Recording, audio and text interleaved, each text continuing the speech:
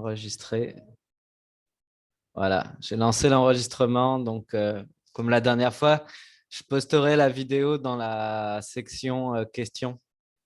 Comme ça, vous pourrez revisionner si vous avez besoin. Ok, bonjour à tous. Je vous remercie d'être là pour cette deuxième session et je vous remercie surtout d'avoir patienté. Malheureusement, il y a Covid qui m'a attrapé. Et Dieu merci, tout va bien. Même si vous êtes plusieurs dans la même salle, surtout ce que je vais vous demander, c'est de ne pas hésiter à interagir dans le chat, de mettre toutes vos questions dans le chat. Parce que si on peut y répondre dès maintenant, tant mieux.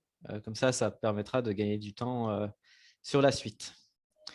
Donc, cette deuxième session, on va parler de concrètement quelques points importants pour bien construire son canvas. Et puis, on va surtout parler de design. Mais avant de commencer, j'ai relevé quelques questions de la dernière fois. Donc, si vous me permettez, je vais revenir sur les questions que vous m'avez posées. J'en ai sélectionné quelques-unes. Puis, on va y répondre avant de démarrer. Donc, la première question, c'était pour éviter d'être monotone, comment pouvons-nous rendre nos cours plus attractifs? Alors, je sais à quoi ça fait référence. C'était la partie où je disais justement, dans une routine, l'objectif, c'est qu'on ait les mêmes topologies d'activités qui se répètent au même moment. Donc, par exemple, je ne sais pas, tous les lundis, on sait qu'on va avoir des investigations ou des recherches ou des explorations. Le mardi, on sait que ça va être plus des exercices de fixation, etc. Donc, c'est ça une routine. Et effectivement, on avait dit, on peut avoir la crainte que ça ennuie les élèves de faire tout le temps la même chose. Donc, le problème, ce n'est pas le format de l'activité qui rend les choses ennuyeuses, c'est en fait le contenu de l'activité qui va rendre les choses ennuyeuses. Ce qui va être important, c'est de diversifier. Je vous donne un exemple. Je suis désolé, hein, je vais reprendre un exemple pour ma matière à chaque fois, parce que c'est plus simple pour moi de faire référence à ma matière, mais c'est valable dans toutes les matières. Par exemple, imaginons on est sur des investigations. Peut-être un lundi, donc imaginons dans ma routine, tous les lundis, c'est investigation. Un lundi, ça va être plus, par exemple, une investigation à travers du calcul, des résolutions d'équations, etc. Et la semaine d'après, je vais passer peut-être sur quelque chose qui va être plus lié au visuel, peut-être avec des graphiques, avec de la manipulation de graphiques. La semaine suivante, ça va être peut-être de la manipulation, quelque chose de manuel, quelque chose de concret. Je sais pas si vous en avez déjà entendu parler. Je sais que Estelle en avait parlé quand le mardi du workshop qu'on avait eu en novembre sur la différenciation. Elle avait parlé de méthodes d'apprentissage chez les enfants. Vous savez, par exemple, le visuel, l'auditif, le kinesthésique, etc. Et en fait, ce qu'on peut faire pour éviter pour casser justement l'ennui, ça va être de passer à travers ces différents manières d'acquérir de la connaissance, faire plus du manuel, plus du visuel, plus du débat, etc.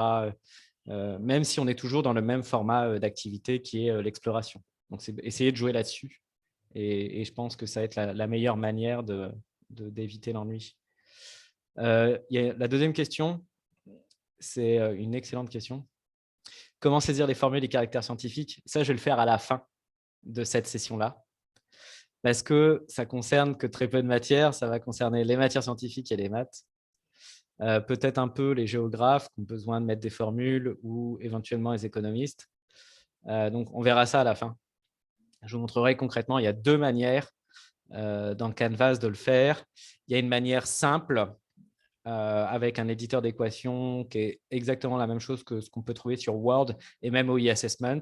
Et donc, du coup, que je vous inviterai fortement à utiliser avec les enfants, parce que ce qui les pénalise en sciences et en mathématiques le plus sur le e-assessment, c'est bien l'utilisation de ce truc-là, qui les ralentit beaucoup.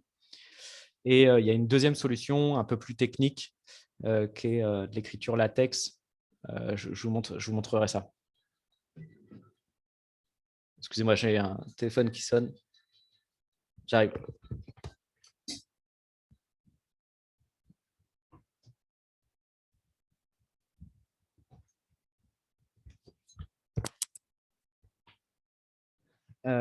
Et la troisième question, c'était: existe-t-il une fonctionnalité où on peut dessiner et schématiser? Malheureusement, à l'heure actuelle, non.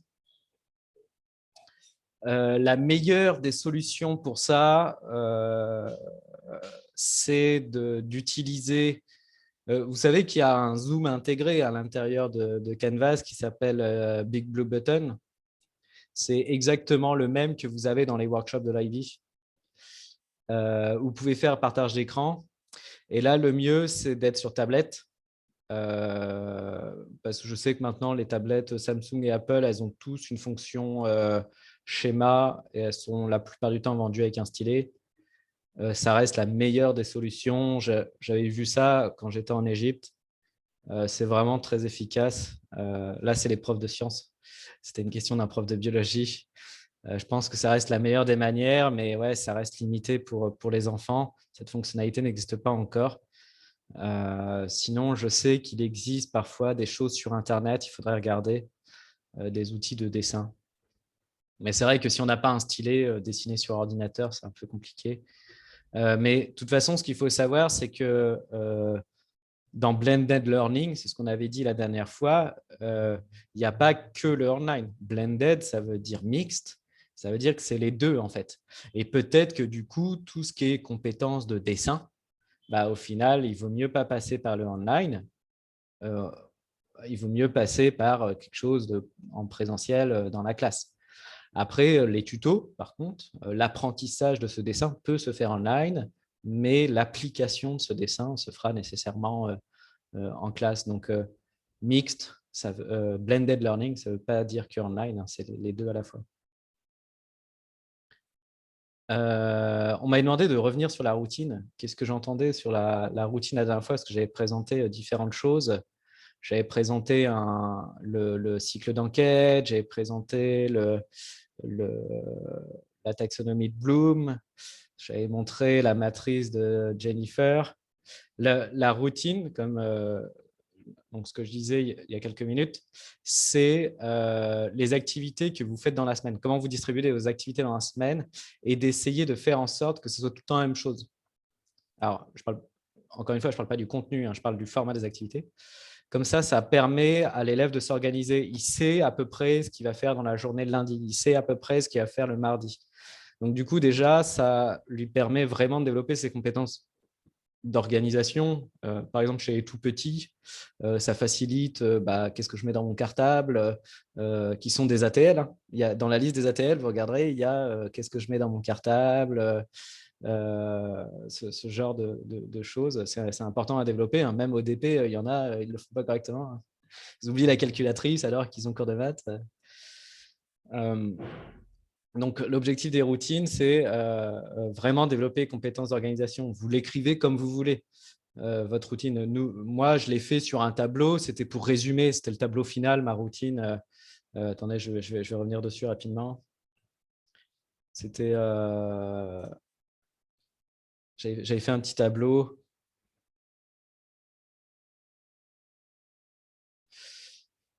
Qu'est-ce qui s'est passé? Pourquoi il n'existe plus?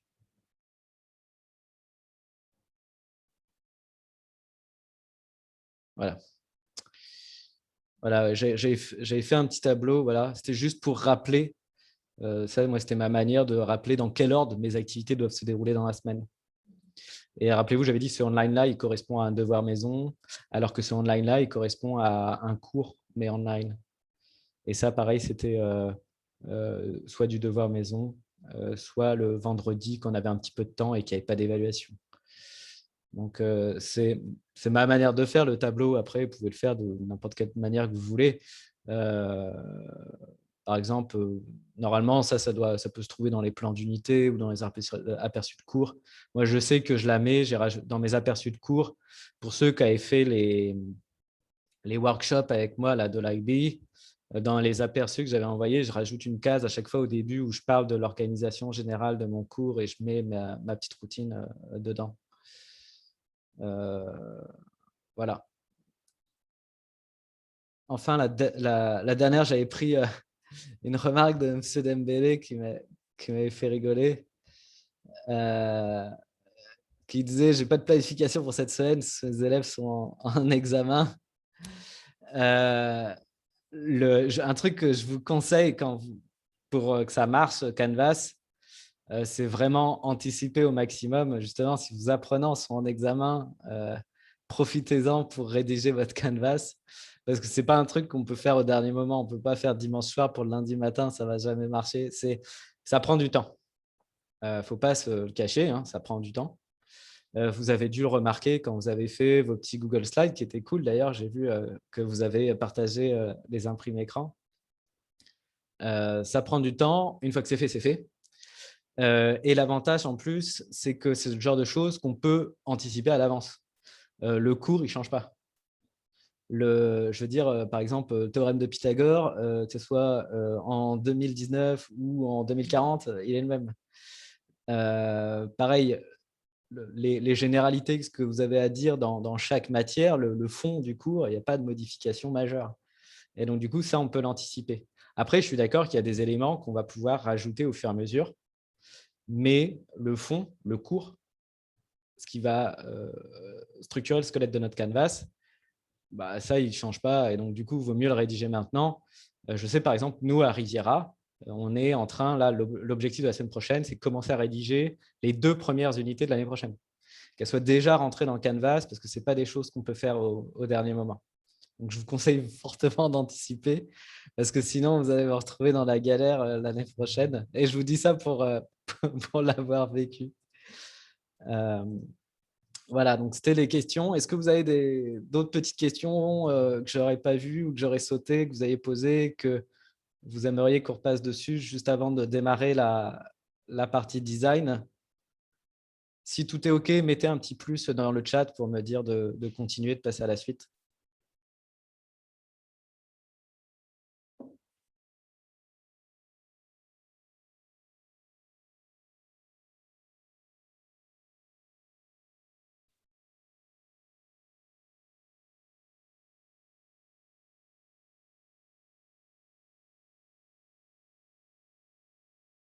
Alors, je ne vois pas de réaction, c'est-à-dire que je peux passer à la suite? Oui, non, oui. OK, bon, j'enchaîne.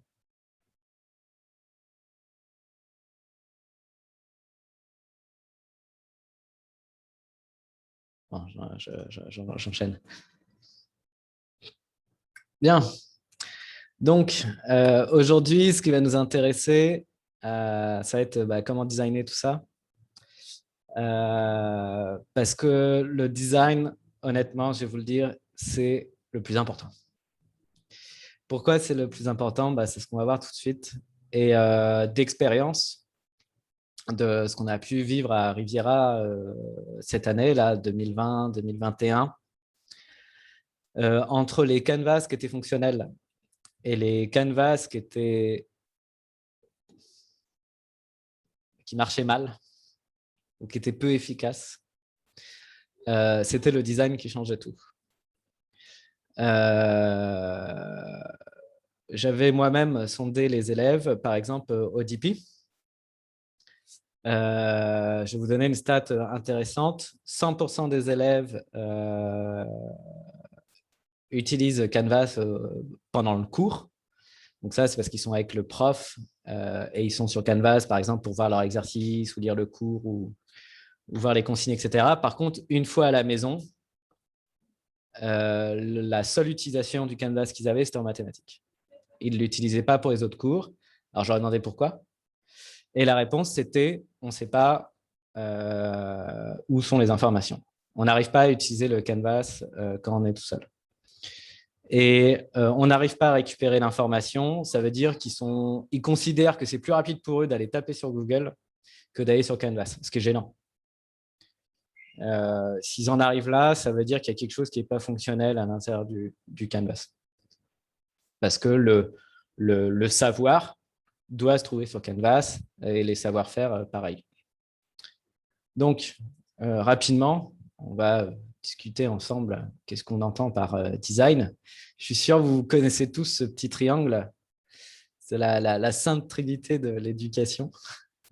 Le triangle pédagogique, là où vous avez l'enseignant, l'élève et la connaissance. Je l'ai adapté, j'ai rajouté 2 flèches. Quand on parle de design, nous, qu'est-ce qui va nous intéresser? C'est nous, en tant qu'enseignants, comment on va pouvoir interagir sur l'interaction qu'a l'élève avec les savoirs. Donc, nous, c'est ici, en fait. Les autres parties du triangle ne nous intéressent pas vraiment. C'est vraiment comment on va pouvoir faciliter ce passage-là, en fait, que les élèves accèdent au savoir.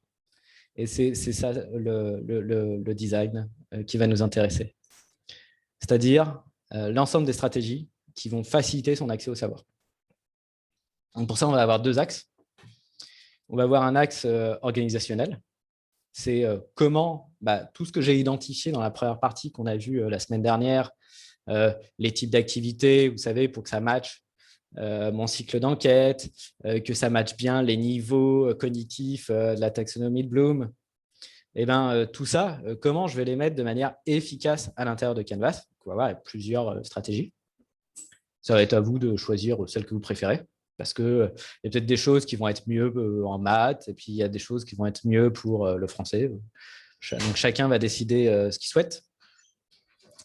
Et le deuxième aspect, je suis en réunion. Et le deuxième aspect qui va nous intéresser, c'est l'aspect visuel.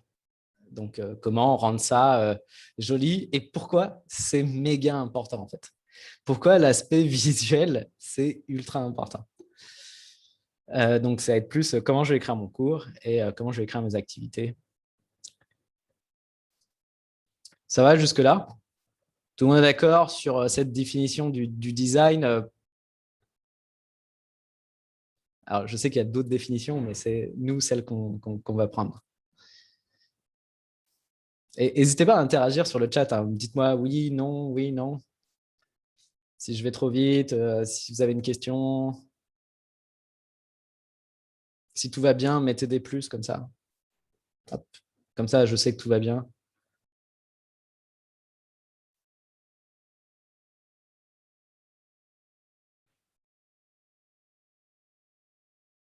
OK, donc je continue.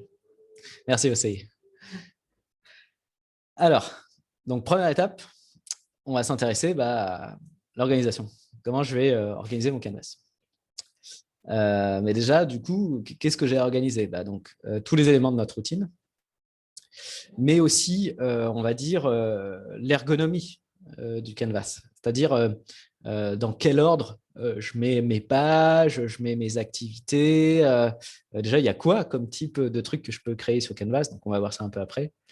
Comment je les organise, comment je les mets, pour que l'élève puisse identifier exactement ce qu'il a à faire, dans quel ordre, comment il fait pour revenir en arrière. Est-ce qu'il peut, par exemple, revenir 2 mois en arrière, comment il fait et que ça soit toujours lisible. Et aussi l'agencement du cours. Parce qu'on n'est pas sur un cours qu'on va lire dans un livre. On est dans un cours qui va être lu sur une interface numérique. Et nos élèves, l'interface numérique privilégiée qu'ils ont, ce n'est pas l'ordinateur, c'est leur téléphone. La plupart du temps, vous regarderez, en cours, oui, ils utilisent leur ordinateur. Par contre, quand ils sont en dehors du cours et qu'ils sont en train de relire ou réviser leur cours, s'ils passent par Canvas, donc c'est-à-dire si le Canvas a été bien agencé, ils vont passer sur leur téléphone. Et donc, du coup, ça veut dire qu'il faut qu'on écrive peut-être légèrement différemment notre cours. C'est pour ça que la semaine dernière, pas la semaine dernière, mais au dernier workshop, je vous ai montré la manière la plus simple d'écrire sur Canvas avec un Google Slide. Parce qu'avec un Google Slide, comme ça, on a une page, un concept, et c'est très facile à lire sur n'importe quelle interface numérique. Ça s'adapte aussitôt à la taille. Même là, vous ne le voyez peut-être pas parce que je ne partage pas entièrement mon écran. Il n'y a qu'une partie de mon écran qui est partagée et la fenêtre a redimensionné aussitôt tout ce qu'il y a à lire à l'écran. Donc, c'est pour ça qu'on a vu ça la semaine dernière. Donc, dans les types d'organisation de notre routine, à quoi je fais référence? Avant de voir la suite, je vais vous montrer rapidement une partie qu'on n'a pas vue jusqu'à maintenant parce que je suis toujours passé par les boutons, comme j'avais déjà organisé mes slides et mes cours de manière à ce qu'ils s'enchaînent facilement. L'élève, quand il va avoir besoin de revenir en arrière, peut-être il va passer par les modules. Je suis sûr que vous avez tous déjà vu cette interface. Quand on n'a pas de page d'accueil, c'est ça qu'on voit. Et donc, du coup, quand je parle d'agencement de Canvas, c'est à ça que je fais référence. C'est comment j'organise cette zone-là pour qu'elle soit lisible. Je vous montre un autre exemple. Quand on commence à avoir beaucoup de choses, ça peut commencer à être le bazar. Je vous montre en maths. Donc, on oublie, cette interface-là. Je vais revenir en arrière. Comment je fais pour que ça soit lisible? Parce que plus on va avoir de cours, plus il va y avoir de choses ici.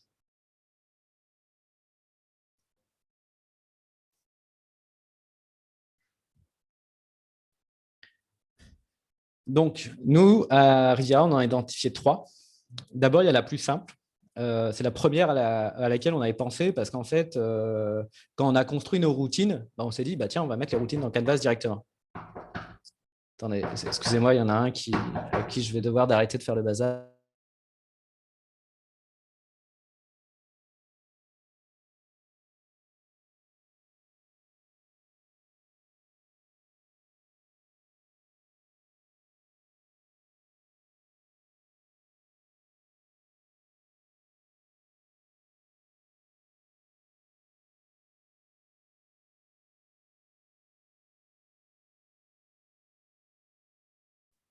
Les joies du télétravail quand vous avez les enfants qui font le bazar à côté.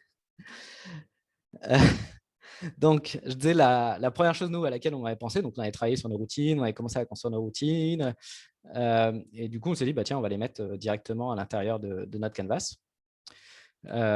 Donc, par exemple, ce que vous voyez ici, c'est la routine, le petit tableau que vous avez vu la dernière fois, qui est retranscrit à l'intérieur de Canvas. Donc, on voit, il y avait une intro. Ensuite, il y avait tout ce qui était s'organiser, c'est-à-dire qu'est-ce que je vais faire dans la semaine pour la planification. Il y a bien une investigation solo. Il y a bien le cours qui était à voir en devoir maison. Les 2 activités de groupe le mercredi, avec les exercices. Les exam style question solo ici qui étaient à faire en online le jeudi.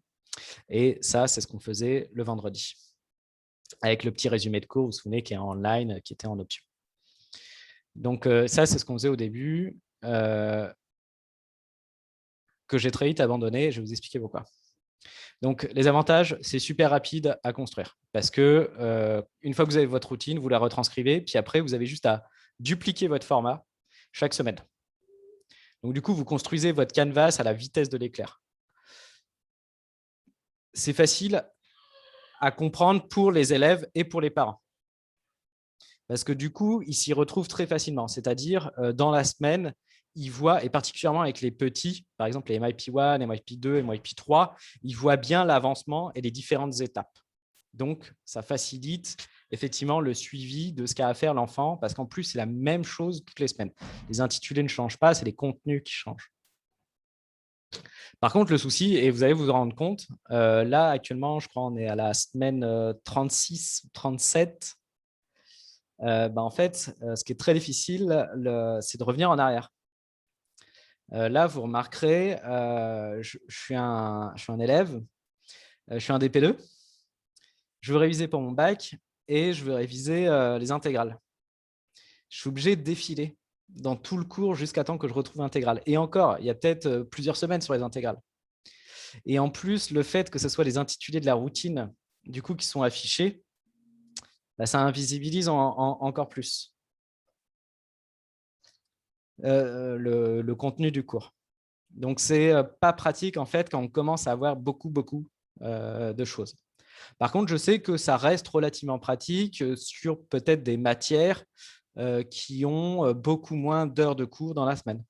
Par exemple, en art et en design, les profs ont continué à garder cette stratégie-là parce que c'était relativement pratique. Et après, en fait, ce qu'ils ont fait par-dessus pour donner un accès rapide au contenu, c'est d'avoir donc la zone module était rangée par semaine Par contre, il y avait des systèmes de pages d'accueil qui, eux, accédaient directement aux activités par unité.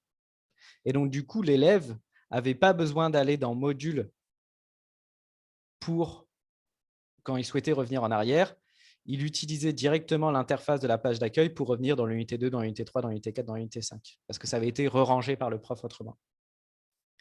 Mais la zone module, ici, par exemple, ce qui se serait affiché en premier dans ces cours-là, ça aurait été la semaine en cours.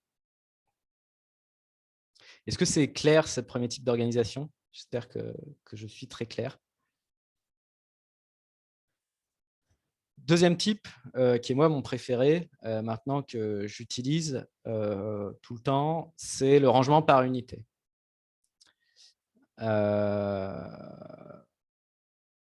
On retrouve des éléments de la routine, bien sûr, mais pas tous, hein, parce qu'on voit que là, du coup, ce qui est mis en avant, c'est plus les différents… Madame Dalpé me dit que Bamako a des difficultés à se connecter.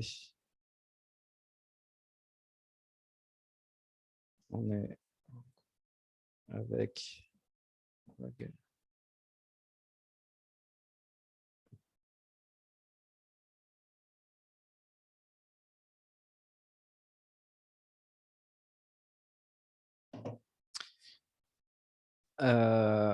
C'est tout aussi rapide à construire. Pourquoi? Parce qu'en fait, c'est notre cours. Donc, c'est facile, on sait qu'on a ce chapitre-là, hop, tel exercice, tel exercice, tel exercice, telles investigations, peut-être des activités d'ATL, je ne sais pas, une petite activité, par exemple, pour apprendre à se servir d'Excel. Ensuite, j'ai de nouveau tel cours, tel cours, tel cours, avec tel exercice, tel exercice. Donc, ce n'est pas compliqué du tout à construire. C'est toujours aussi facile à suivre. Par contre, il faut être très clair dans les consignes auxquelles on donne aux élèves. Et c'est pour ça que nous, à côté, on a un agenda qui est envoyé chaque semaine aux parents. Parce que vous allez faire référence à des intitulés qui se trouvent dans votre canvas. Par exemple, faire l'exercice temps et temps. Par exemple, faire l'exercice 10A et 10B. Donc, du coup, ils savent exactement ce qu'ils ont à faire à l'intérieur du canvas. Donc, les titres, et c'est un truc sur lequel je vais revenir quand on va parler de visuel, les titres, il faut vraiment qu'ils soient très bien écrits. Il faut que instantanément, à l'ouverture de module, de la zone module ici, j'identifie très rapidement chaque élément. Parce que ça va être ça la clé pour que les élèves utilisent Canvas, même quand ils sont tout seuls. Et le but de Canvas, c'est justement qu'ils l'utilisent quand ils sont tout seuls. Donc, pour moi, c'est pour ça que je l'ai sélectionné, c'est parce que c'est accessible pour les révisions. C'est ce qu'il y a de plus pratique pour les révisions. Je vais directement dans module, clac, je vais à l'unité 12 et j'ai tous les chapitres de l'unité 12. Alors, ça doit choquer les MYP quand je dis unité 12, mais c'est parce qu'au DP, on a 2 ans. C'est pour ça que je dis unité 12. Par contre, on ne voit plus la routine.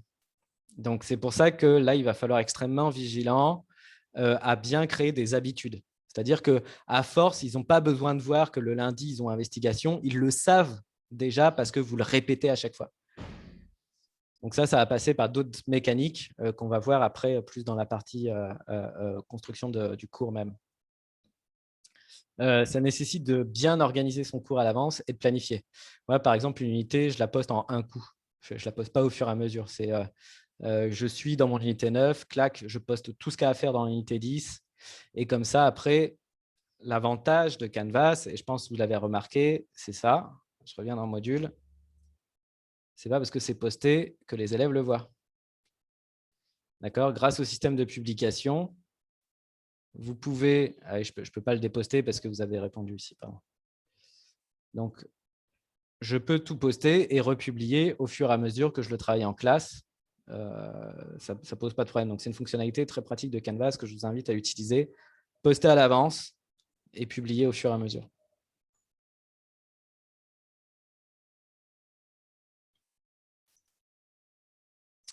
Enfin, la dernière type d'organisation qu'on a identifié, donc ça, c'était plus les profs de littérature qui ont fait ça. C'est une organisation par thème. Donc, c'est-à-dire, en fait, peu importe l'unité, c'est plus, on voit que c'est lié aux compétences, hein, en fait. J'ai mis par thème, mais on voit que ces thèmes sont des compétences. On voit qu'ici, c'est plus tout ce qui est compétences de recherche et de réflexion. On voit qu'ici, c'est tout ce qui est compétences liées à l'analyse littéraire. Et là, on voit que c'est la grammaire. D'accord. Et par contre, ça demande de nouveau d'être très clair dans les titres, hein. Là, on a les explorations et les compétences de recherche liées à l'unité 1, puis l'unité 2, unité 1, unité 2, unité 1, unité 2, etc. On ajoutera au fur et à mesure. Là, ça demande un très gros travail de planification. Et en plus, avec ce type de planification, ce qu'il faut faire attention, c'est que ce n'est pas intuitif. Et donc, du coup, ça veut dire que vous allez prendre du temps en classe pour que ce soit clair dans la tête de vos enfants. Parce que plus vous allez faire différent de vos collègues, et ben, plus vous allez devoir mettre de temps pour les coacher là-dessus en classe. Parce que quand tout le monde, quand la majorité des personnes utilisent une méthode, bah, du coup, il n'y a pas besoin d'expliquer puisque c'est la même chose qu'on fait en maths qu'en français, qu'en sport, etc. Donc, pensez à ça. Plus votre organisation va être particulière, plus vous allez devoir prendre de votre temps de cours. Désolé, nous n'avons pas eu le bon lien à temps. Ah, désolé, je l'ai envoyé ce matin pourtant.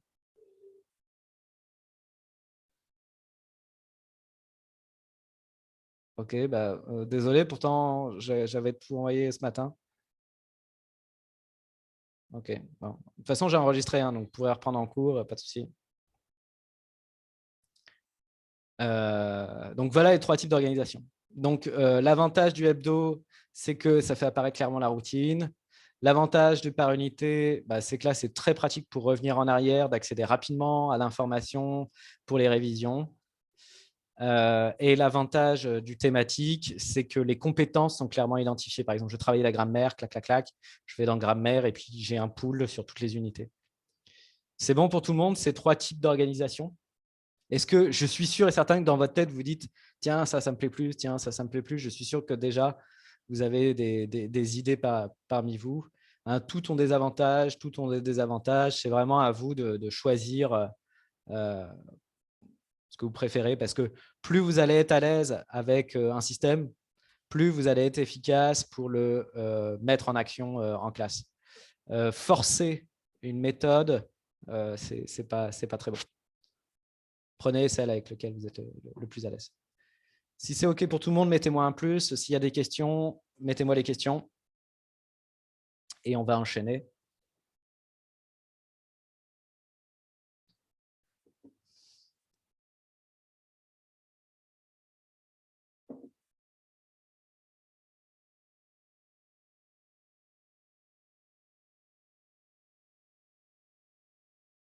Ouais, Mahaman, je comprends. La question ne s'adressait pas à vous, du coup, comme vous venez d'arriver. Mais sinon, pour les autres, je reviendrai dessus. Au pire, on fera une autre session, on se reprogrammera. Si jamais, même avec l'enregistrement, ça ne va pas, vous inquiétez pas.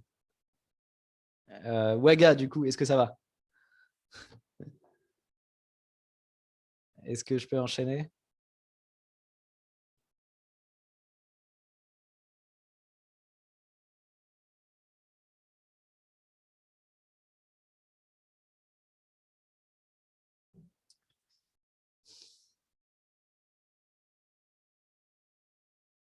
Bon, je vais enchaîner. Personne ne répond. Un petit plus pour me dire OK. Je ne sais pas si vous êtes en train d'écrire une question, en fait, ou si vous n'avez pas de question. Donc, c'est pour ça que je vous dis de mettre un plus si c'est OK. Comme ça, je sais que vous n'êtes pas en train d'écrire une question.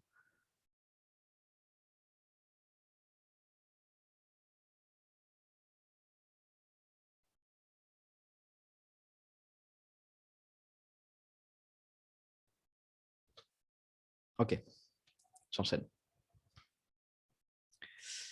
Donc, deuxième étape, je ne sais pas si vous en rappelez, c'était l'agencement du cours. Maintenant, quand je fais mes slides, il va falloir… donc, déjà, on a réfléchi à la meilleure des stratégies pour accéder aux différents contenus. Maintenant, c'est à l'intérieur des contenus que je vais écrire comment j'organise. Donc, la première des choses qu'on a au bout de à peu près 1 mois qu'on s'est rendu compte à Riviera, c'est il nous faut des interfaces. On ne peut pas passer par les modules. On ne peut pas ne pas avoir de page de garde en fait. Il faut qu'on se mette un système de page de garde avec des boutons qu'on clique et qui amène au contenu. Parce que ça, quand on se met à avoir beaucoup de cours, comme je vous disais tout à l'heure, ça devient illisible. Du coup, il nous faut une interface. Donc, très rapidement, on s'est dit, il nous faut des pages de garde au minimum. Donc là, c'est des unités parce que, comme je le disais, j'ai une stratégie par unité, mais ça peut être les semaines si vous avez une stratégie par semaine. Même si vous avez une organisation par semaine, vous pouvez quand même, comme ce qu'avait fait, comme ce que j'expliquais pour le design et l'art, mettre les unités parce que vous avez re-rangé, vous, à l'intérieur de vos Google Slides et de votre Drive. Donc ici, quelles sont les 3 choses? Je vais vous montrer les exemples de mon cours auxquels j'ai pensé à chaque fois. Qu'est-ce que je voulais sur mes pages de garde? Je voulais déjà qu'ils aient accès à tous les cours pour réviser. Là, on est en DP2 Maths Sup. Qu'ils puissent réviser n'importe quel cours qu'ils veulent. Qu'ils aient accès aux ressources qu'on utilise pour les évals internes et les mémoires. Et qu'ils aient accès rapidement aux utilitaires. Donc, Desmos et Run Academy. On pourrait rajouter GeoGebra d'ailleurs. Donc, rien qu'avec la page de garde, ils se connectent sur le cours de maths. Je vais vous montrer. Je vais aller là. Ils se connectent sur le cours de maths. Hop. Ils ont accès à tout ça. J'ai besoin de faire des graphiques. Je clique sur Desmos. Instantanément, je suis sur l'appli. Et je n'ai pas besoin de passer par plein de boutons. C'est directement, je suis dessus. Excusez-moi. Hop. J'ai besoin d'aller...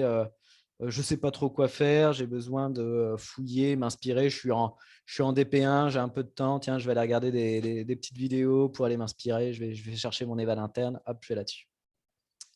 Ce truc-là est gênant. Je vais le mettre, attendez, je vais le mettre en bas.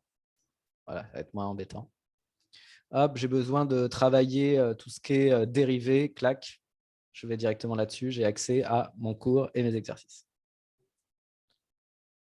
Donc, une fois que j'ai designé comment j'agence mes activités, c'est réfléchir à comment j'agence les pages de ces activités-là. Donc, moi, je passe par des doubles pages de garde. Donc, il y a une page qui envoie vers les unités les ressources. Et ensuite, une fois qu'on est dans l'unité, l'objectif, c'est d'identifier rapidement le cours formel. Donc, rappelez-vous, Conrad, au mois de novembre, il nous disait les élèves, il n'y a pas le choix et ce n'est pas négociable. Il faut qu'ils aient accès à un cours écrit qui structure le savoir. Même si avant, vous avez fait des débats, vous avez fait des investigations, vous avez fait bref, tout ce qu'on pourrait imaginer en termes d'apprentissage et d'enseignement par la recherche, il faut qu'à un endroit, le cours soit bien écrit. Parce que la prise de notes, on sait qu'elle n'est jamais parfaite. Et la prise de notes, elle est sujette à 2 choses. Elle est sujette à ce que comprend l'élève de ce que vous racontez, de son interprétation et après du temps qu'il met à écrire. Et donc, du coup, on sait que ce n'est jamais parfait et peut-être ce n'est pas les bons éléments qui sont identifiés. C'est pour ça qu'il faut qu'il y ait le cours formel qui soit quelque part. Et ça, ce n'est pas négociable si on espère avoir des bonnes notes. La deuxième chose, c'était les exercices parce que bon, ça dépend peut-être des matières. Ce n'est pas toujours des exercices en tant que tels, mais c'est peut-être des questions ou des réflexions ou des rédactions en fonction des différentes choses. Par exemple, en TDC, il n'y a pas d'exercice. C'est plus des activités et des réflexions et des rédactions. Donc là, c'est en fonction de votre cours, mais qu'ils aient accès le plus rapidement possible à quelque chose qui leur permet de s'entraîner avec une réponse. C'est-à-dire, immédiatement en autonomie, ils cliquent par exemple sur 10C ici. Ils ont une série de questions. Ils répondent à ces questions. Ils ont accès, sans que moi j'ai besoin d'intervenir, à un corrigé. Ce qui leur permet de s'entraîner seuls. Et enfin, alors ça, ce n'est pas obligatoire. Mais par exemple, je vous avouerai que je ne l'utilise jamais au DP. Donc là, c'est des exam style questions, mais des évaluations en tant que telles, je ne les fais jamais online. Je préfère les faire en présentiel. Par contre, au MYP, je vous conseille de faire des entraînements d'évaluation online. Parce que Ce serait paradoxal de faire que des évaluations en présentiel alors que le e-assessment qui sanctionne le MYP est en online. Donc, eux, ils ont besoin de faire des trainings d'évaluation en online. L'évaluation au DP, bon, de toute façon, au bac, elle est en présentiel, elle est sur table, donc autant la faire sur table. Par contre, c'est super pratique pour tout ce qui est éval interne et mémoire. On reviendra là-dessus dans le troisième workshop, piloter son canvas, où là, on verra justement comment faire des retours. Il y a des outils préintégrés dedans qui sont très, très efficaces pour ça.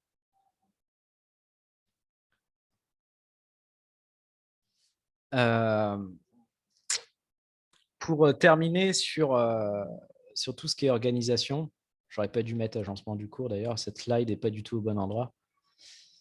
Comme je disais, avant j'étais de manière hebdo, après je suis passé en mode unité. C'est parce que la chose la plus importante pour organiser au mieux, c'est vous, avant, vous allez imaginer des choses par rapport à votre expérience personnelle. Et en fait, après, il y a le côté pratique. Quand vous allez commencer à vous mettre en action, quand vous allez mettre en action votre canvas, eh ben, vous allez vous rendre compte qu'il y a des choses qui fonctionnent, des choses qui ne fonctionnent pas. Et la meilleure des choses à faire, c'est dialoguer avec ses étudiants. Tout au long de 2020-2021, à chaque fois avec mes DP2, c'était qu'est-ce qui vous plaît, qu'est-ce qui ne vous plaît pas, qu'est-ce qui fonctionne, qu'est-ce qui ne fonctionne pas, qu'est-ce que vous voulez que je change. Et donc, du coup, c'est réajuster à chaque fois, réajuster, réajuster, réajuster pour que ça soit le plus accessible possible. Eux, ils en ont besoin, ils sont demandeurs. Si vous ne leur fournissez pas un canvas efficace, ils vont par eux-mêmes être obligés d'aller chercher ailleurs et peut-être que ça va nuire à la qualité d'enseignement. Ils vont aller sur, je suis sûr que vous connaissez tous ces sites-là, ils vont aller sur Cartable, ils vont aller sur, je ne sais plus comment ça s'appelle là, InThinking, etc. Mais du coup, au final, en faisant ça, vous allez perdre le focus sur ce que vous vouliez, la compétence ou la connaissance que vous vouliez spécifiquement travailler, parce qu'eux, ils vont se retrouver sur quelque chose qui n'a pas été construit par rapport à vos routines, qui est très bien, mais, et qui peut-être, vous et votre ressource. Mais comme ils ne passent pas par le canvas, eh ben, ils n'ont pas le focus que vous souhaitiez faire.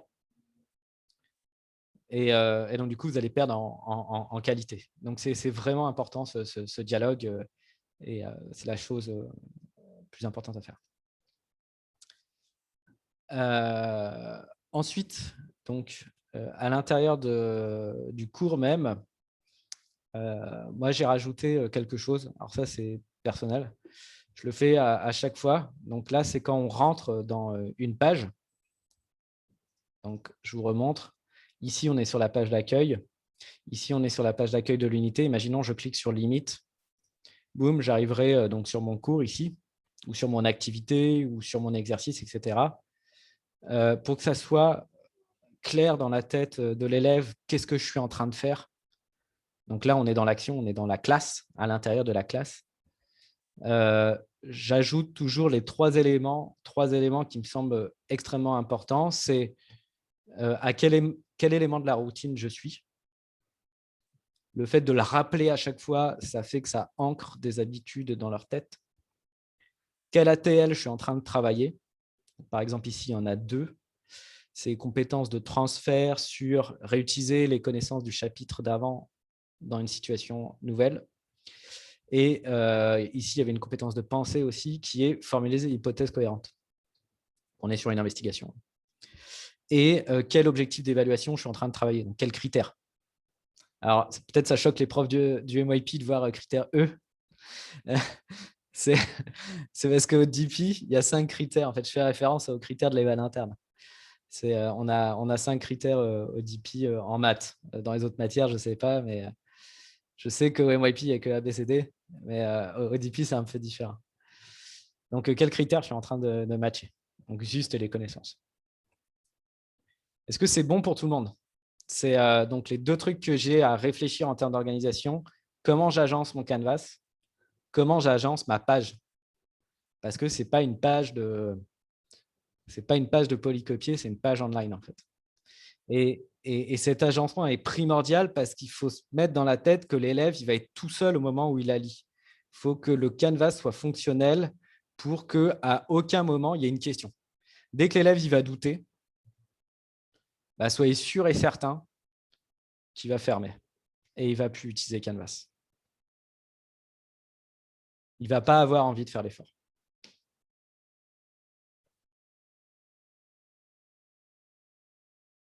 C'est OK? Est-ce qu'il y a des questions? J'aimerais bien qu'on prenne le temps, s'il y a des questions maintenant, parce qu'après, on passe au visuel, les petits tips visuels.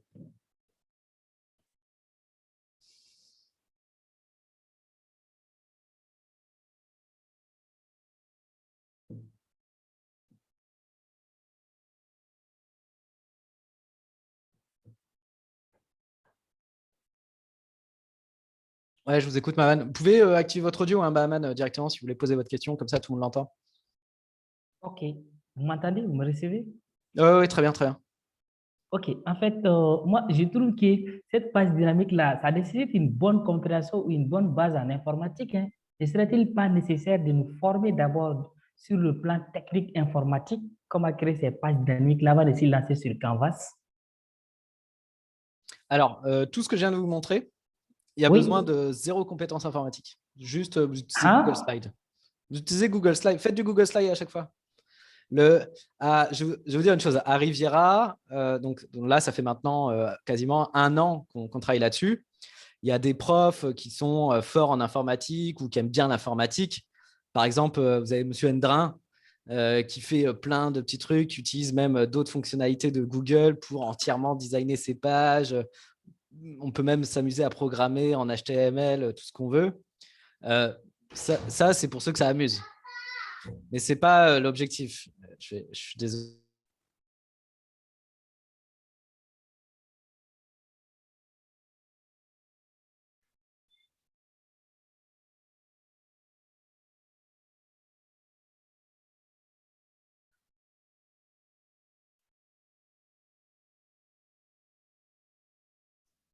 Je prie de m'excuser. oui. Il a 5 ans.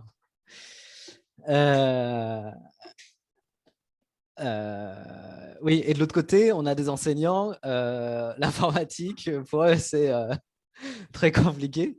Mais ce n'est pas grave, en fait. Chacun ses talents. Passer par Google Slide. C'est pour ça que je vous ai montré ça la dernière fois, le Google Slide et comment l'intégrer. Parce que c'est la manière la plus simple de designer. Et je vais vous remontrer encore tout de suite quand on va voir justement tout ce qui est tips visuels. Vous embêtez pas avec les programmations, le HTML. Laissez ça aux profs de maths qui vont faire du latex. Après, ce qui est bien, c'est d'identifier très rapidement dans les écoles les champions, c'est-à-dire ceux qui sont les plus à l'aise avec Canvas, ceux qui sont forts pour faire des trucs jolis ou qui arrivent à bien agencer ou qui fonctionnent, parce que du coup, ils vont pouvoir aider les autres. Ce qui nous a permis d'avancer le plus cette année, on a fait 4 réunions qu'on appelait Share and Inspire, où en fait, on présentait nos canvas, nos manières de fonctionner, ce qui ne marchait pas, ce qui marchait. Et donc, du coup, ceux qui se rendaient disponibles pour présenter, c'était naturellement les plus à l'aise. Et donc, du coup, l'avantage, c'est que ceux qui regardaient voyaient des choses intéressantes, voyaient des choses qui leur plaisaient, et ensuite allaient voir les enseignants qui venaient de présenter pour dire tu ne peux pas m'aider parce que moi je galère un peu. Et donc du coup il y a eu beaucoup de tutoring qui s'est fait comme ça, il y a eu beaucoup d'entraide qui s'est fait entre enseignants et c'est ce qui a permis d'être très efficace. Alors parfois c'était au sein d'un même département, par exemple je sais que nos profs de maths ont beaucoup travaillé ensemble et même tout était standardisé, en maths quasiment tout le monde écrivait son canvas de la même manière. Après, il y a eu d'autres qui étaient très forts pour évaluer, donc du coup qui aidaient. On avait Monsieur Karamoko qui était intervenu pendant le Ask Anything, qui lui fait beaucoup tout ce qui est évaluation, enregistrement audio sur Canvas. Donc du coup, il avait coaché tous les profs de langue, de littérature, etc. Comment faire ça. Donc c'est vraiment d'identifier rapidement les champions et ils vont pouvoir faire du tutoring après avec ceux qui sont des difficultés. Comme je disais à Thierry, cet été, si vous voulez, moi, je me rends disponible pour coacher dans l'écriture de vos canvas si vous avez besoin, peu importe la matière. Hein, je n'ai pas besoin de connaître votre matière. Et faut juste me dire à l'avance qui ça intéresserait pour que je puisse organiser, planifier ça correctement. Et là, ce serait au cas par cas. C'est-à-dire, je me mets, par exemple, j'ai un prof d'anglais, il me dit, j'aimerais faire ça, ça, ça, mais je vois pas trop comment le faire. Clac, on se met à deux, on se met en Zoom, on regarde, on trouve des solutions et ensuite, c'est parti. Et l'idée, en fait, c'est pour ça que la semaine dernière, je vous ai montré comment faire avec Google Slides, c'est donner des stratégies qui sont peut-être pas les meilleures, mais qui sont les plus efficaces. Ça vous va comme réponse, monsieur Mahavan? Super. Ça me convient parfaitement. Merci infiniment. Super.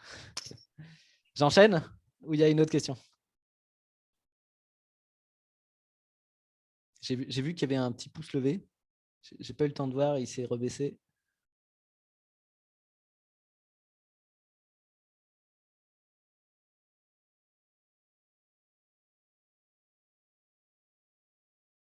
Ah, ok, parfait. Donc j'enchaîne. On va passer sur le visuel. Alors, je vous ai mis des codes ici, des codes bizarres. Je suis sûr, il y en a certains qui sont en train de se dire, c'est quoi ça? C'est des codes hexadécimales. C'est comme ça que sont encodées les couleurs à l'intérieur d'un ordinateur. Ne vous inquiétez pas, encore une fois, il n'y a pas besoin de compétences informatiques. Je vais vous montrer comment utiliser ça facilement. Donc, vous avez les couleurs ENCO qui sont ici, le gris foncé, le gris clair, le vert foncé, le rouge foncé, le bleu foncé, le jaune. Ça, c'est le brand ENCO. Okay.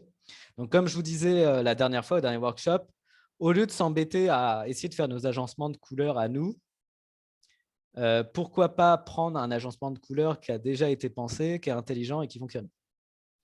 Comme ça, c'est vachement plus simple. Quelqu'un a déjà pensé à notre place, autant s'en servir. Et en plus, comme ça, tout est uniforme et c'est bien plus facile d'accès du coup pour les enfants. Et on va voir qu'on va aller même un peu plus loin dans cette idée un peu après. J'ai rajouté des couleurs pour l'écriture d'un cours parce que les couleurs du brand d'Enco, je les trouve un poil trop foncées ou trop agressives quand on veut mettre un gros texte. Et donc, du coup, j'ai rajouté des couleurs pastel pour mettre des fonds, par exemple, vous savez, en fond d'un tableau ou alors pour surligner tout un paragraphe qu'on a envie de mettre en avant. J'ai envoyé un mail à Fanny, elle a validé. Elle m'a dit, OK, il n'y a pas de souci, vous pouvez utiliser donc, le vert clair ici, le rouge clair et le bleu clair et le jaune clair sont validés. Fanny, elle a dit, pas de problème. On peut utiliser ces 4 couleurs-là en plus pour l'écriture de nos cours.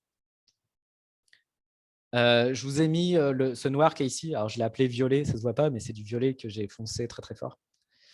Celui-là, il n'est pas validé.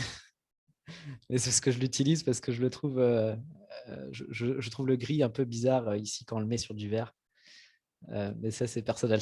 Celui-là, il n'est pas validé. Donc, je vais vous montrer comment utiliser ces couleurs-là. Mais avant de commencer,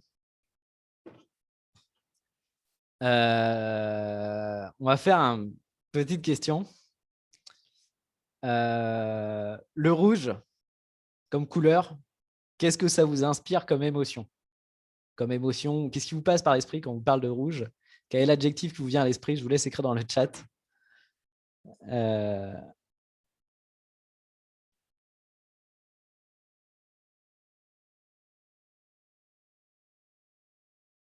Donc le rouge. Je disais le rouge, la couleur rouge, qu'est-ce que ça vous inspire comme adjectif? Quel premier adjectif vous passe par la tête quand on vous montre du rouge? Ouais, c'est vif. C'est souvent associé à quel concept? Quel type de concept est associé au rouge? On s'en sert pourquoi? À la chaleur, ouais. En termes de communication, par exemple, le rouge, qu'est-ce que ça évoque?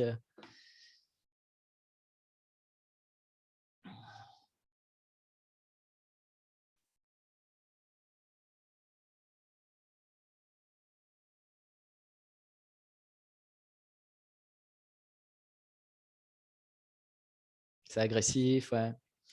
Ouais, ça évoque tout ce qui est danger, important. Enfin, le rouge, ça interpelle, quoi. Le rouge, quand on le voit quelque part, on sait qu'il y a quelque chose derrière. Le sang, ouais. Bah, c'est à cause de ça, d'ailleurs. C'est à cause de ça que ça évoque ces choses-là dans notre esprit. C'est à cause de la couleur du sang. Ouais.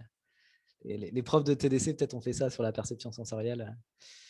Alors, ce qu'il faut savoir en design, il y a toujours deux couleurs qu'on utilise, souvent une couleur plus positive et une couleur plus négative qui permettent d'identifier rapidement des choses. Là, l'avantage, c'est qu'on va en avoir trois. On va avoir du rouge, du bleu et du jaune. Et je vais vous proposer une manière de les utiliser. Nous c'est ce qu'on va standardiser l'année prochaine à Riviera. Et je vais vous expliquer pourquoi ce serait intéressant de les utiliser de cette manière quand on va continuer.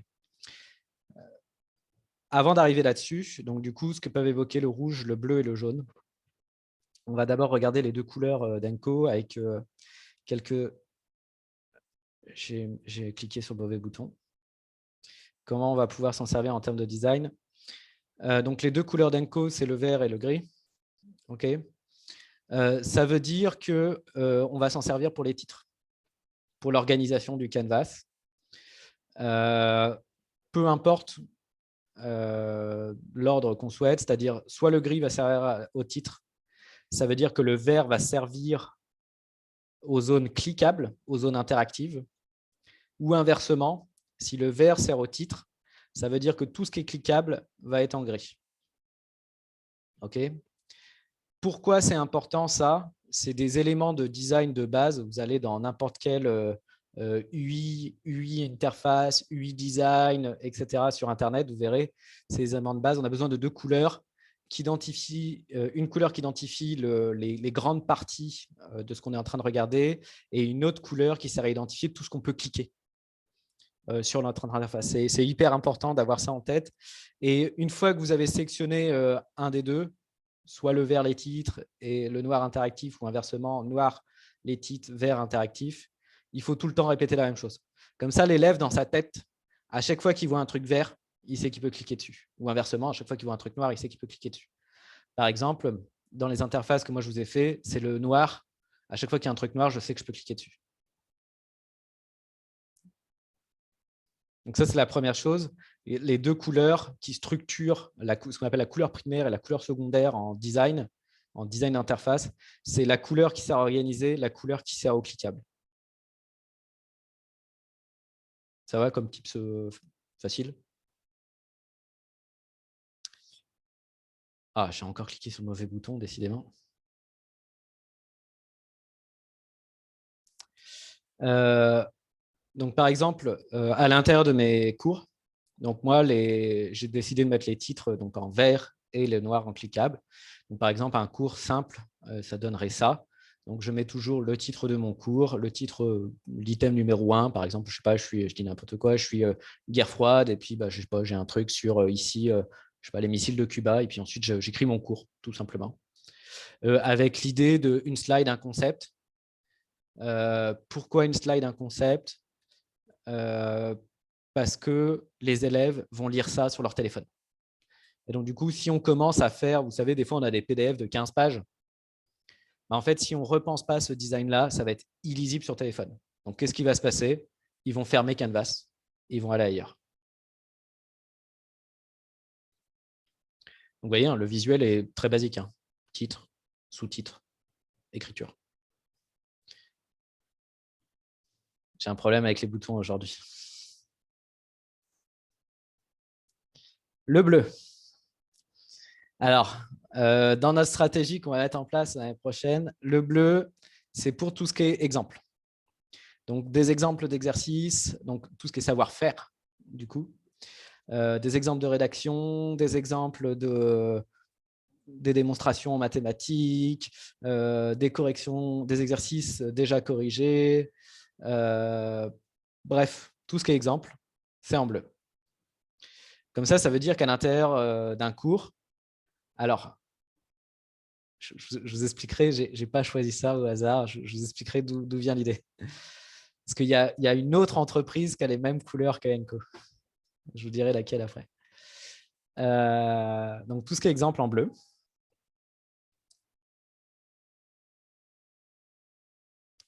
Je vais faire l'erreur à chaque fois. À chaque slide, je vais cliquer sur le mauvais bouton. En jaune, c'est tout ce qui est compétences de recherche ou compétences de réflexion.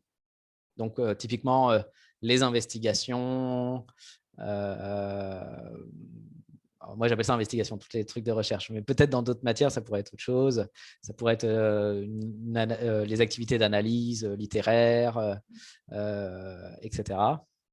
Donc, tout ce qui est activité, clac, c'est en jaune. Et ensuite, en rouge, tout ce qui est important à retenir. Donc là, à chaque fois qu'il y a un truc rouge dans le cours, ça veut dire qu'il faut savoir par cœur. Justement, à cause de ce que je vous disais tout à l'heure, le rouge, comme ça évoque, ça illumine aussitôt dans la tête. Tout ce qui est rouge, je dois le connaître par cœur. Pourquoi standardiser comme ça la même chose chez tout le monde? Et bien, encore une fois, c'est pour créer des mécaniques, des habitudes dans le cerveau des enfants.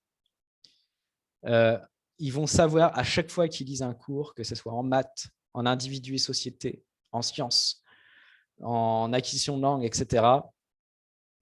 Rouge, il faut que je m'en rappelle, c'est méga important. Bleu, c'est un exemple. À chaque fois qu'il y a du jaune, c'est une activité.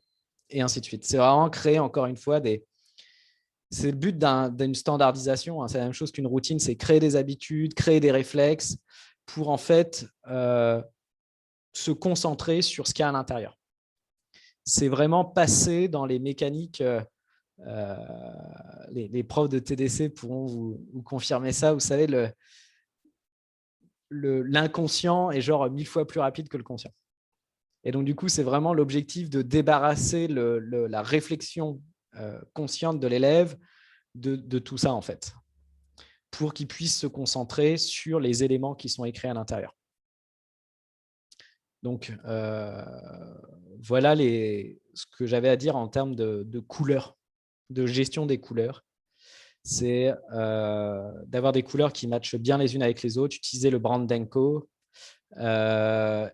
utiliser les couleurs foncées et les couleurs pastel, et essayer de standardiser. Vous n'êtes pas obligé de faire comme nous à Riviera, hein, mais essayer de standardiser, que ce soit la même chose, que les mêmes compétences soient travaillées, soient identifiées par une couleur, en fait. Compétences de recherche, compétences d'acquisition des connaissances, etc., etc. Ça va? Ou il y a des questions? C'est tout ce que j'avais à dire sur le visuel, pas grand-chose d'autre à dire. Alors oui, je vous ai dit, il y a une autre entreprise qui utilise les mêmes couleurs qu'Enco, le bleu, le jaune, le rouge. Alors en vrai, ils utilisent, ils utilisent 2 couleurs de plus. C'est Oxford. Je ne sais pas si vous avez regardé les livres Oxford. Ils utilisent exactement les mêmes couleurs. Rouge, les contenus. Jaune, investigation. Bleu, exercice corrigé. Mais en plus, ils utilisent 2 couleurs supplémentaires. Il y a, si je ne dis pas de bêtises, ça doit être violet PDC et rose sensibilité internationale. C'est pour ça que j'ai repris, j'ai pris directement les couleurs de Enco et je me suis dit, bah, tiens, ça correspond à Oxford, autant faire la même chose. Comme ça l'élève en plus se repère doublement, son livre et son canevas se ressemblent. Donc, c'est plus pratique. Ça va pour tout le monde? Ouais, c'est ça. Ouais. Dans les nouvelles versions, ils ont tout standardisé de cette manière-là. Même, je vois dans le nouveau livre de TDC, c'est pareil. Sauf les activités qui sont en bleu. Je ne sais pas pourquoi ils ont mis en bleu les activités dans le livre de TDC, mais sinon, c'est la même chose. Un petit plus si on passe à la suite. Je crois que vous l'avez vu, la suite. La suite, c'est les questions. Donc, c'est le moment de poser toutes les questions que vous voulez. Je ne sais pas à quelle heure vous finissez. Moi, j'ai le temps. Je n'ai pas d'autres réunions derrière, donc n'hésitez pas.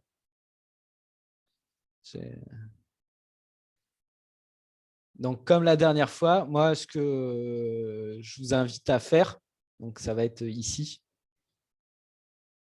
Ah oui, donc bon, je vais revenir. Ouais, le vert, ok. Donc, monsieur Noureko qui demande le vert sert à quoi? Donc, le vert, je reviens dessus.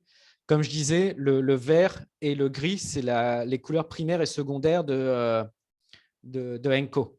Donc, du coup, ça veut dire que ces deux couleurs-là, elles vont servir à l'organisation générale du canvas.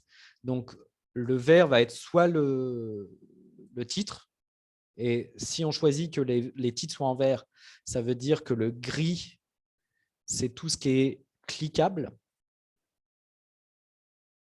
Inversement, si les titres sont en gris foncé ou en noir, ça veut dire que le vert, c'est tout ce qui est cliquable.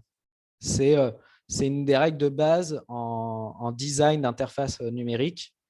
Il faut qu'il y ait deux couleurs qui servent au titre et aux interactions. Donc, à vous de choisir comme vous voulez. Moi, personnellement, je mets mes titres en vert et mes boutons en noir. Mais vous pouvez mettre les titres en noir et les boutons en vert. Il faut juste que ce soit tout le temps la même chose. La présentation sera partagée. Oui, l'enregistrement va être mis sur YouTube, de toute façon. Et puis, je vais le charger dans question.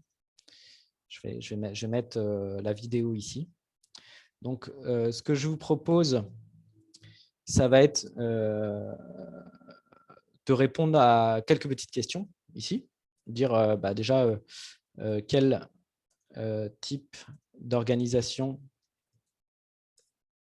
du canvas préférez-vous?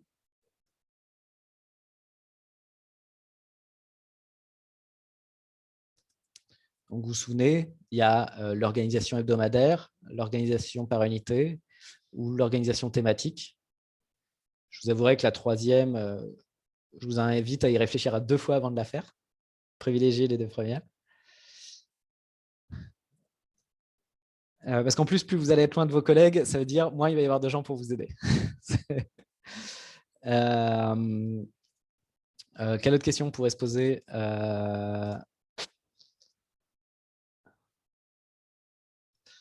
Peut-être. En plus, l'avantage quand vous écrivez tous vos cours de la même manière, c'est que ça devient de plus en plus rapide pour le faire parce que vous avez juste à copier-coller. Par exemple, quand j'ai fait tous les Google Slides qui ont servi à la présentation d'aujourd'hui, vous avez remarqué qu'on est dans Canvas, j'ai fait que des Google Slides. Je ne me suis pas embêté à écrire à l'intérieur. Je vais revenir pour les profs de maths après, hein, ne vous inquiétez pas. À chaque fois, je fais copier-coller. Je ne m'embête pas et je copie-colle dans mon note slide. Et donc, du coup, c'est très rapide à générer plein de cours à vitesse de l'éclair. Peut-être, je ne sais pas, designer un cours en prenant en compte les astuces de design visuel.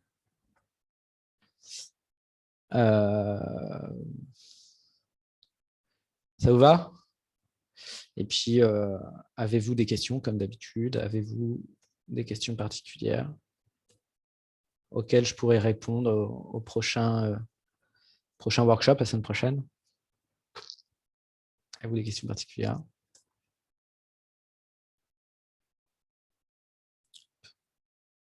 Du coup, je mettrai la vidéo en dessous. Vous savez, hein, comme la dernière fois, il suffit d'écrire directement dedans. Et pour partager votre cours, vous pouvez faire la même chose. Hein. Je ne sais pas si vous avez vu, vous avez accès aussi. Vous pouvez mettre le Google Slide directement dedans ici. J'ai en profité d'être là-dedans pour comment on met des formules rapidement. Donc, j'avais demandé l'année dernière, heureusement ils ont été assez rapides, de mettre Mattyp. Donc, ils l'ont mis dedans. Quand vous allez dans insérer équation ici, raté. Ça doit être ici alors, non plus.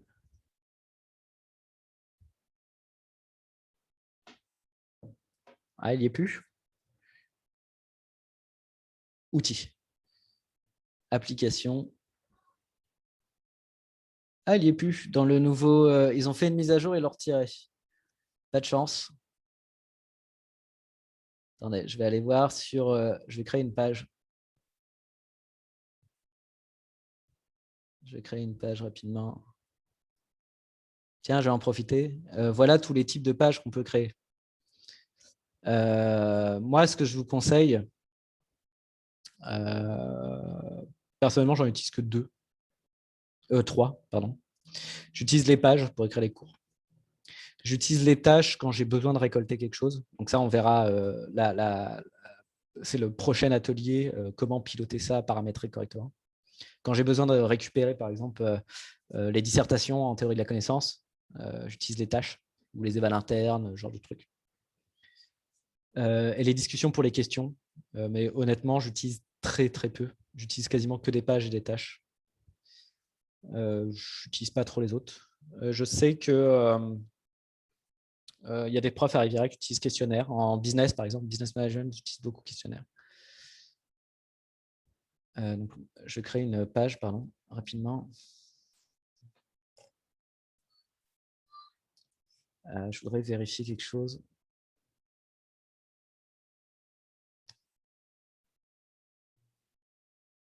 Ah, ils l'ont vraiment retiré. Ah, ça, c'est embêtant.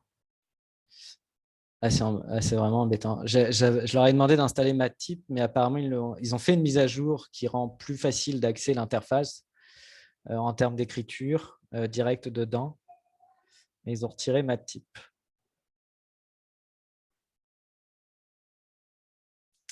Donc, les profs de maths, c'est profs de sciences. Quand vous allez vouloir écrire, là, ça n'a pas marché avec Google Slides, à moins si vous jouez avec les applications. Mais si vous voulez installer des applications, il va falloir voir votre responsable informatique. Parce que du coup, vous ne pouvez pas installer des applications sur votre compte Gmail, vu que c'est un compte Enco. Ce n'est pas vous qui décidez quelles applications il y a accès sur votre compte, c'est votre responsable informatique. Il suffit de lui demander, il vérifie si l'application ne pose pas de problème de sécurité, et ensuite, il vous l'installe. Par exemple, moi, je sais qu'à Riviera, j'ai fait installer un outil de publipostage pour transformer des Excel sur Word. Donc, demandez à votre responsable informatique.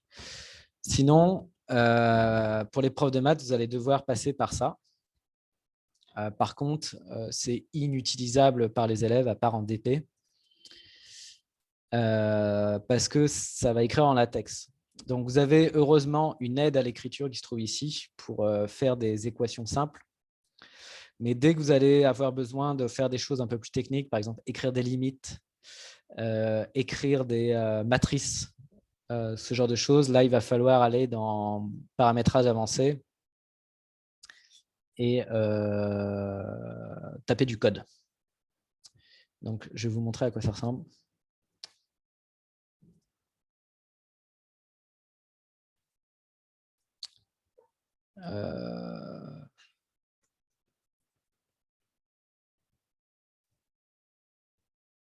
Je vais chercher un exemple où...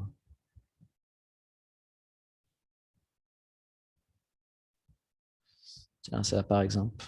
Je vais aller dans...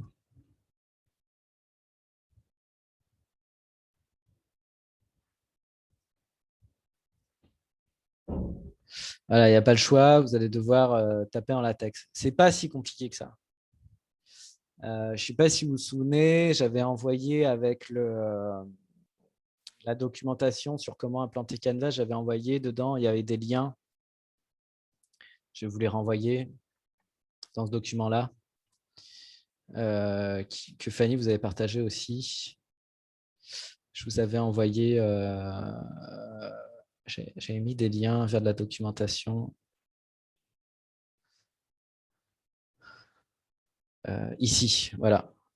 Donc, utilisez ces deux trucs-là. Moi, ça m'a permis d'encoder tout mon truc. Alors, au début, vous allez faire des bêtises. Par exemple, ici, ce code-là, je ne le réécrirai jamais de la même manière pour taper ce truc-là. Alors, le problème, ce qui est un peu long, c'est les couleurs. Mais en fait, à l'époque, je ne savais pas très bien taper les matrices et en fait, du coup, j'utilisais beaucoup. C'était pas optimisé. Il y a moyen d'optimiser un peu ce code-là. Mais là, pour l'épreuve de maths, il va falloir s'amuser en latex. De toute façon, c'est jamais perdu comme compétence. Si vous avez fait un mémoire en maths, vous êtes censé savoir déjà taper en latex. Et en plus, ça peut peut-être intéresser vos élèves. certains de vos élèves qui écrivent des mémoires en maths, je sais que ça peut en amuser certains de les taper en latex, donc ça peut être l'occasion de leur apprendre à se servir de cet outil-là.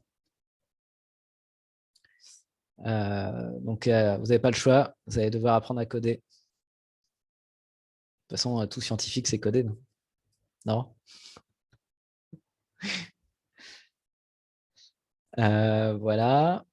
Je voulais vous montrer également pour les couleurs. Donc, moi, ce que j'ai fait, je me les suis mis dans un petit fichier comme ça. J'ai rajouté 2-3 trucs, mais bon, ça, c'est mes trucs à moi. Donc, je vais vous montrer comment faire. Je vais créer une page.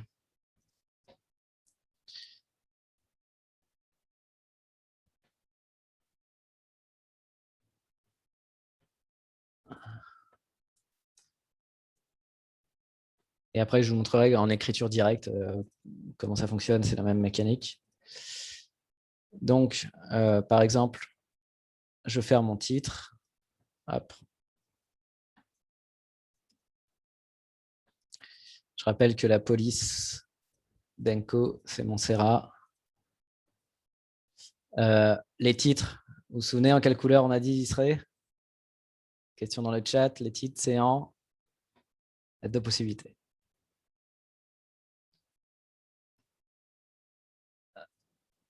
Allez, au plus rapide dans le chat. En vert, exact. Donc, je vais chercher le vert. Hop, vous voyez, je copie ça. C'est pas compliqué. Et là, je le colle ici. Coller. Et j'ai fait une bêtise. Je recommence. Voilà. Je suis allé un poil trop vite. Et voilà, c'est directement la bonne couleur. Et donc, du coup, je vais mettre ça, je vais le mettre en gras, en blanc. Je vous montre comment faire ça en 2 secondes. Hop. Vous remarquerez qu'en plus, l'avantage de faire ça sur Google Slides, c'est que tout est facilité.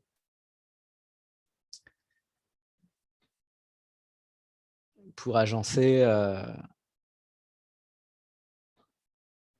les sous-titres, hop, c'est en vert clair. Alors, l'avantage pour le vert clair, vous n'avez pas besoin de mettre le code, c'est ceux de Google. Et on va mettre ça en noir. Hop. Et ensuite, je vais faire un exemple d'exercice. Donc, les exemples, on a dit, c'est en quelle couleur?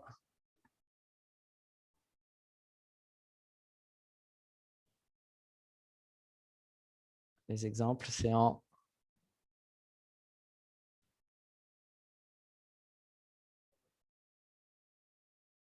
bleu. Yes, bien joué Hervé, c'est en bleu. Donc, je vais chercher le bleu. Hop. Mon petit saut, plus, je colle, OK, et voilà. Vous voyez, il n'y a rien de bien sorcier. Hein. Et puis, en dessous, du coup, j'ai l'exercice. Hop, sauf que lui, il va être en bleu clair, c'est le bleu clair de Google. Et voilà, là, j'ai mes écritures. Donc, vous voyez, c'est rapide à designer, c'est efficace, pas besoin de se prendre la tête et on design tout de la même manière. Puis à la fin, si je mets des petits boutons en fonction de différentes activités, comment je fais un bouton? C'est facile. Je vais vous montrer la méthode simple. Alors, comment je vais montrer la manière la plus simple? Par exemple, je vais mettre bouton 1.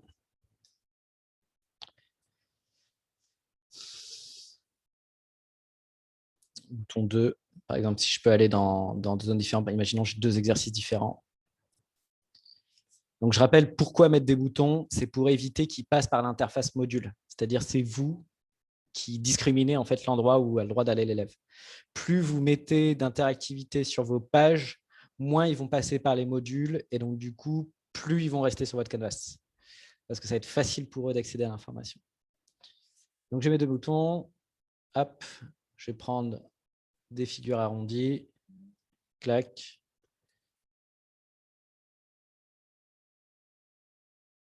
Ouais, comme ça. Donc, Les titres sont en vert, les boutons sont en... Si les titres sont en vert, les boutons sont en... Quelle couleur?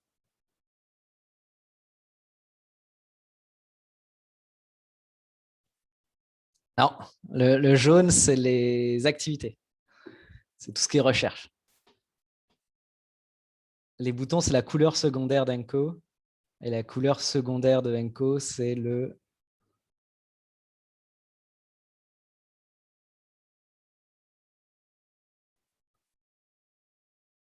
C'est le gris foncé. C'est le gris foncé, c'est ce gris-là. Hop. Ouais, c'est un gris qui est en fait, c'est un vert qui a été, dont on a retiré la luminosité. Hop. Donc une fois que l'avantage, vous voyez, c'est qu'une fois que j'ai enregistré mes couleurs, elles restent dedans. Je vous montrerai après que dans Canva, c'est exactement la même chose. OK. Alors ces deux trucs-là, je vais les dupliquer. Juste. Alors ça, c'est pourquoi je vais faire une ombre en fait. Je vous explique pourquoi je vais faire une ombre. C'est parce que ça donne l'impression de relief et donc du coup, on voit mieux que c'est cliquable. Et donc du coup, là, ce que je vais faire pour faire l'ombre, je vais utiliser le vert clair de Enco, le gris clair de Enco, pardon. Donc, hop, je fais une bêtise. Voilà. Donc, je resélectionne ça. Je les mets derrière. Je sélectionne ça. Je le mets derrière. Hop, j'ai mon texte qui vient d'apparaître. Bien sûr, on doit l'écrire en blanc. Hop. En blanc. Je fais une bêtise. Je vais laisser des contours. Voilà. Et j'ai mes petits boutons. Et donc, du coup, maintenant, je veux les rendre cliquables. Comment je fais? C'est facile. Je prends une forme, n'importe laquelle. Je mets un peu autour. Je retire les couleurs. Transparent, transparent. Et là, je vais cliquer sur lien. OK, donc, on voit ici, il me demande un lien. Donc, par exemple, je vais prendre ma page, n'importe laquelle. Je veux que ça amène ici. Hop. Je viens de copier. Je copie l'adresse. Je la colle là. Appliquer. Je vais partager ma page comme je vous l'ai montré la dernière fois. Embed. Je me mets en large. Publish. Clac. Je copie ce code-là. Je vais dans ma page de blablabla que j'avais créée. Je colle. Ça s'affiche bien. Et regardez, mon lien, il marche bien. On voit que c'est un lien parce que c'est devenu une main. Alors, je vais enregistrer. Je vais publier. Jamais oublié de publier. C'est 99% des problèmes sur Canva, c'est un oubli de publication. Et donc, du coup, j'ai bien mes boutons ici. Quand je clique dessus, ça ouvre bien ma page. C'est bon pour tout le monde? Comment faire un bouton? Bon, et pourquoi faire des boutons? Des questions? Je vous montre un dernier truc. Je vous montre un dernier truc. Pour ceux qui souhaiteraient écrire directement dans le Canvas, parce que comme j'ai dit, en science, vous allez être obligé d'écrire pour les formules, ou alors vous voyez quand vous êtes ici, par exemple, vous allez dans Add-ons, et vous voyez, nous, on a Mattyp d'installer. Ça, c'est les deux add-ons qu'on a installés à Riviera. Demandez à votre... peut-être c'est installé chez vous aussi, je ne sais pas. Donc, je vais vous montrer. Continue. S'il marche. Ouais.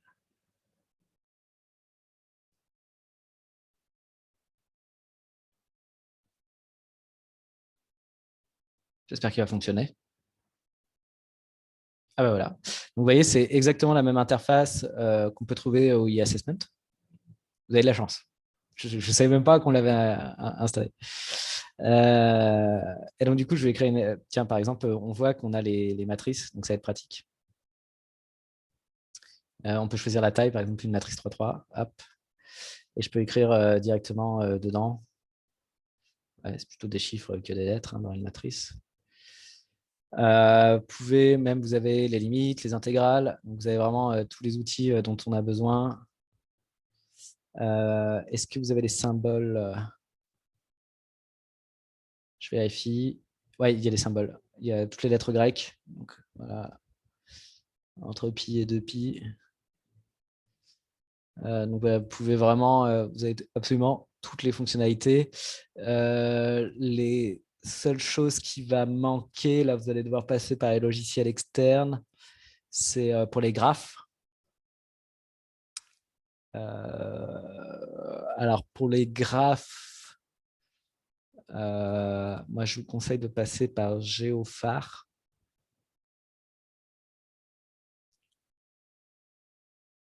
Ça ne s'écrit pas comme ça, Géophare.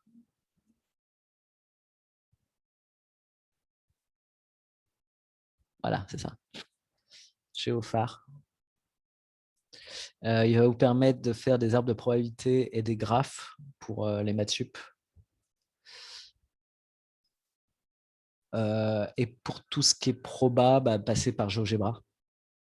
Ce que vous allez pouvoir faire dessus, vous allez pouvoir faire tout ce qui est boîte à boostage, distribution normale, toutes les distributions, même la binomiale, poisson, etc.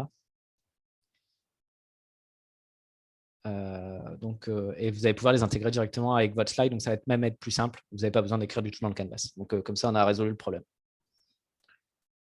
C'est OK pour tout le monde? On va pouvoir s'arrêter là? Parce qu'il y a eu quand même beaucoup d'informations. J'espère que ça a été clair, efficace, que chacun a reçu ce qu'il souhaitait recevoir. Et je reste ouvert à toutes les questions trop intenses. Ouais, je sais que c'est lourd. Je sais que c'est lourd. Le problème, c'est que il fallait que balancer un moment tout ça. Et, parce qu'en fait, l'objectif, c'est vraiment que sur les 3 sessions, on match tout ce qu'il y a à savoir. Et ensuite, comme ça, cet été, tranquillement, chacun de son côté, on écrit ses petits canvas. Moi, perso, j'ai pour objectif que fin juillet, j'ai 2021-2022 full écrit. C'est mon objectif personnel. Comme ça, mon année sera tranquille. J'aurai juste à cliquer sur publier. Écrire ça tranquillement cet été. Et pour tous ceux qui souhaitent, je ferai du coaching individualisé pour optimiser, agencer, tout ce que vous voulez. Il me faudra juste la liste avant fin juin, s'il vous plaît. Et je pense que ça démarrera après le 14 juillet. Moi, je rentre en France le 8 juillet. Je prends une semaine de vacances et puis après, je serai dispo.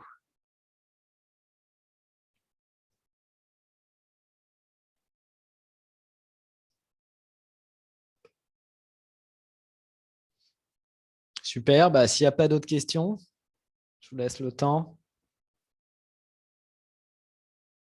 À Waga. Waga, vous avez des questions? C'est le moment. C'est le moment. De toute façon, s'il y a des questions qui viennent entre-temps. Donc, pour la semaine prochaine, comme je disais, oui. Excusez-moi. Hop. Alors, ici, hop, on va dans questions. Vous avez vu, c'est pas bien ce que j'ai fait. Je n'ai pas respecté ma règle. J'aurais dû écrire question en gris. Parce que j'ai dit tout ce qui est cliquable, c'est gris, j'ai mis en vert.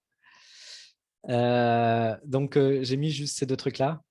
Donc, quel type d'organisation vous pensez faire parmi les 3? Donc, hebdo, par unité ou par thématique, c'est-à-dire par compétence, vous avez vu, comme j'avais mis pour les profs de français. Et puis d'essayer de s'écrire un petit cours en respectant les règles des couleurs qu'on a vues. Donc, la couleur primaire et secondaire, donc gris et vert pour les titres et les zones cliquables. Le bleu pour les exemples. Le jaune pour les activités, donc tout ce qui va être compétences de recherche, investigation, réflexion. Et le rouge pour les éléments à retenir à l'intérieur du cours.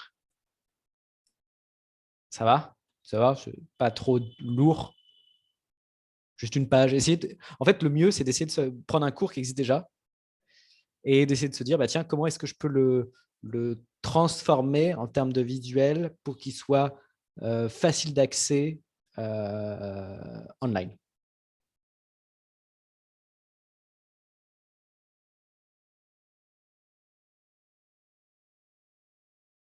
Si c'est OK, mettez-moi un petit plus. Et puis, on se quittera là. Je ne sais pas si vos directeurs veulent dire quelque chose. Je ne sais pas s'ils sont là.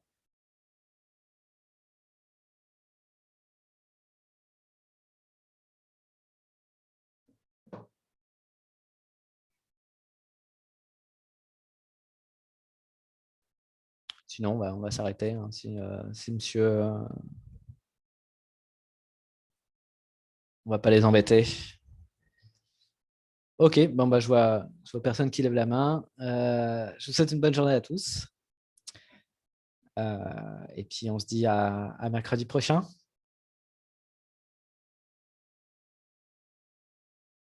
Pas de souci. En plus, j'espère que tout le monde va bien à Bamako, parce que quand on voit ce qui se passe à la télé, c'est pas très rassurant. Donc, j'espère que tout le monde est safe, tout le monde est en sécurité.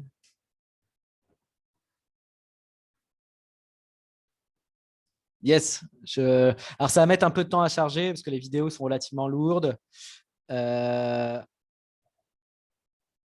Et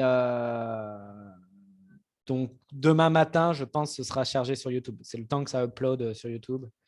Normalement, ça devrait aller assez vite. Super. Allez, bonne soirée à tous. Ciao.